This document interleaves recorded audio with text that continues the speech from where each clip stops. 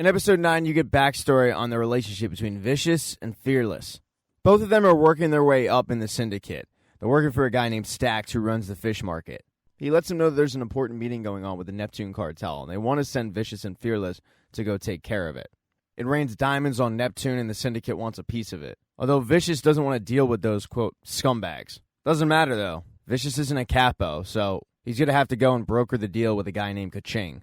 Stax ends up sending Vicious away and keeping Fearless, and Stax hates the fact that he has to bring up an elder's kid. He just feels like there's something rotten going on with Vicious, so he tells Fearless, "We're sending you really to just keep him in check. Make sure things go smoothly." The whole time, though, Fearless is defending Vicious at every turn, saying he's not that bad.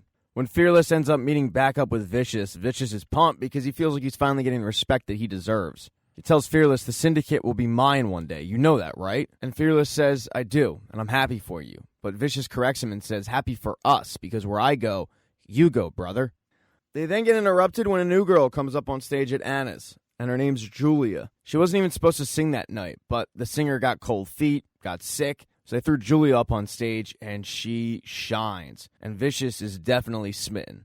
When she gets to the back after her performance, Anna congratulates her, but she's got a bottle of champagne. And Julia says, "You didn't have to," and Anna says, "I didn't." And then Myra did.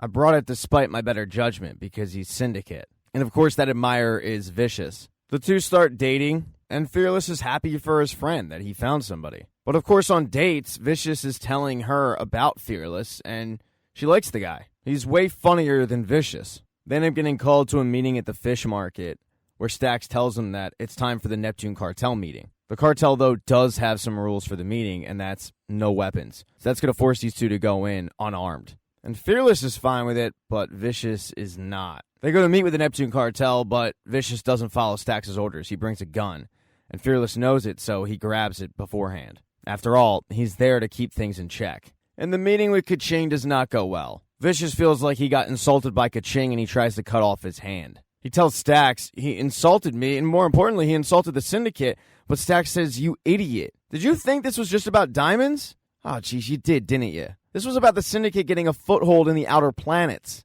Fearless tries to say, "We can fix this," but Stax yells at them, "You guys are idiots. The fix will come down from the elders, and you guys will do nothing." But Vicious is getting a little sick of the way that Stax talks to him. He still feels like he was in the right. He's venting about the fact that the elders will see his way as they're waiting for Julia to show up. And she does, and she's on cloud 9 because she was told by Anna that she's going to be the premier talent at Anna's. But when she tells them both about her new promotion, the only one who gets really excited for her is Fearless. She asks Vicious to dance with her, and he says, "No, I'm okay." And Fearless even tries to encourage him to do it, but he says, "No, if you like this place so much, you do it." As they're on the dance floor, Julia says, "How did you two end up partners?" And Fearless says, "He saved me. He convinced his father to take me in and build a life for me. We became brothers that day."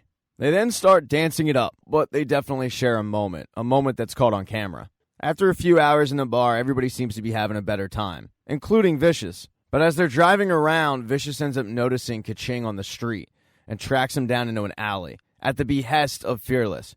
He ends up running him over. He starts attacking Kaching to the point where Fearless has to get out of the car and try to stop him, but he can't. He ends up telling Fearless, "Take her home and I'll deal with him." And by dealing with him, he means ripping all of his teeth out and then burning the body. When Fearless takes Julia home, he tells a pretty upset Julia, "You're safe with me." And that's when the two hook up for the first time.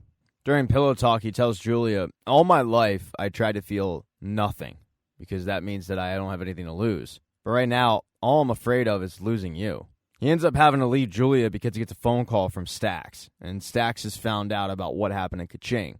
He asks Fearless, "Were you with him when he killed Kaching?" And at first, Fearless tries to play dumb, but then he says, "It wasn't him, it was me." And Stax yells at him, "Dude, it was in the street. People saw it. I know you think you owe him, but a sane person will wonder how long you think you have to pay that debt." He tells Stax, "Sir, I can fix this," but Stax says, "No, it's over, man. Vicious crossed the line. The Neptune cartel wants him dead." And Fearless knows that if they don't comply, there's going to be a war. And we're talking like a last man standing type of war. Fearless says there's no way that his father will allow him to be killed. But Stax tells him, actually, his father's the one who sanctioned it, and they want you to do it. Fearless, though, can't bring himself to do it. He does go visit Vicious before he goes off to fix this thing, and Vicious is drinking, cursing about the fact that his dad is so cold-hearted that he made him watch, when he was 9 years old, his mother jump off a building. Fearless then heads off and lives up to his name. He knows that if a war is going to happen with the last man standing, well, then he better be the last man standing. He goes and visits the Neptune cartel and kills all of them. When he's about to leave, he gets caught by a little girl, and he tells the girl, "Run, now."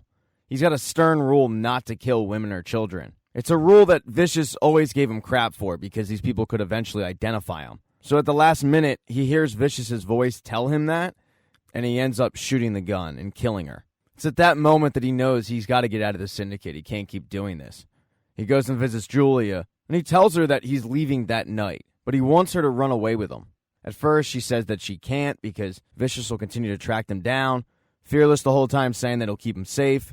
Eventually, though, she gives in and they agree to meet at a bridge. Fearless then goes and visits Anna. He's got a good relationship with Anna, so this might be a little bit easier for him than other syndicate members. But he tells Anna, "I need new papers, I need a new name, I need a new identity, and I also need one for Julia." She gives him the same warning that Julia gave him. You can't outrun the syndicate. But eventually she gives in to the request because she knows that Julia will be safer with Fearless than she will be with Vicious.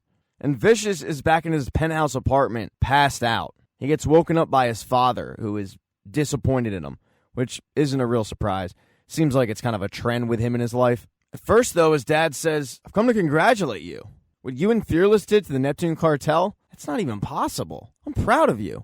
And because of the fact that he's finally getting the acceptance that he seeks from his dad, he lies and says, "Yeah, I mean, they disrespected the syndicate." But the whole time, his dad knows that he's lying about it. That's when his dad starts going in on how he's not man enough and how he's a disappointment. His dad then tells him that Fearless is actually a wild card in this whole situation. His dad believed that he was loyal to the syndicate. Vicious believed that he was loyal to him. In reality, he says he was just loyal to himself. He tells Vicious, while you were drinking, your brother was busy with your girlfriend.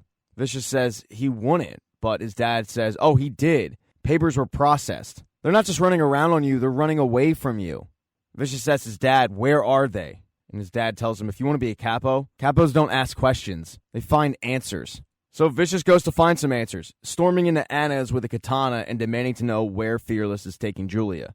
Vicious ends up plunging that katana through Anna's leg, and the pain's too much. She ends up giving up the location. Before Julia can even leave to go meet Fearless, Vicious sends one of the syndicate members to go pick her up, claiming that it's not safe for her out there. Vicious then goes to meet Fearless, where Fearless and Julia were supposed to meet. And he tells Fearless, "She chose me." They then light Fearless's body up with bullets, and his body falls into the river and floats away. And they assume he's dead, but of course, he's not. Thank you so much for checking out this recap. Please consider subscribing to the channel. Hit thumbs up if you liked it. Smash that thumbs down button if you thought this sucked. Make sure to be nice in the comment section. If you don't see the next video up in the end screen there, I'll get it up in a few days, not to worry. And I have merchandise, so go buy a mug or something. It's never too early to think about Christmas gifts, folks. Once again, thank you for checking out this recap.